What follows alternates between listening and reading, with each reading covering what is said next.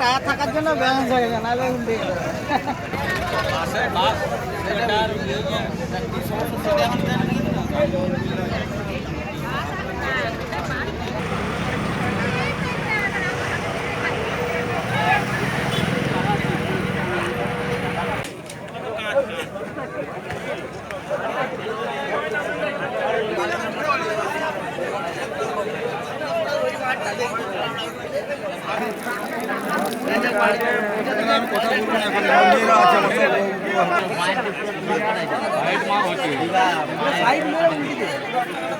কি হয়েছিল ঘটনাটা?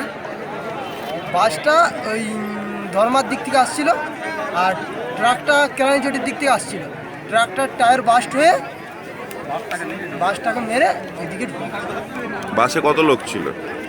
বাসে প্রায় 50-60 জন ছিল। আহতদের কারা উদ্ধার করলো? আহতদের গ্রামবাসীরাই উদ্ধার করেছে।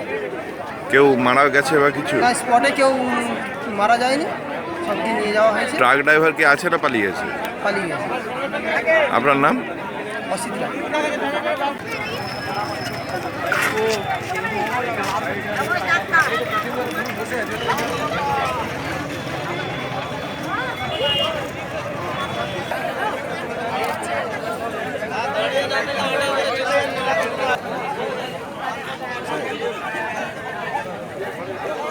গাড়িটাকে হঠাৎ দুটো গাড়ি মুখোমুখি এসে পাল্টি হয়ে গেল।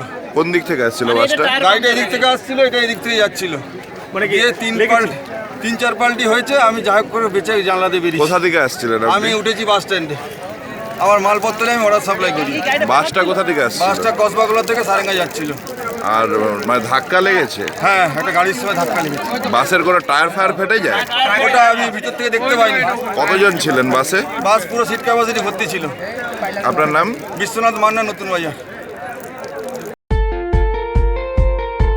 দেশ থেকে বিদেশ, জেলা থেকে ব্লক, রাজনীতি, খেলা, বিনোদন সমস্ত খবরের টাটকা আপডেট পেতে সাবস্ক্রাইব করুন আমাদের চ্যানেল হলদিয়া লাইভ।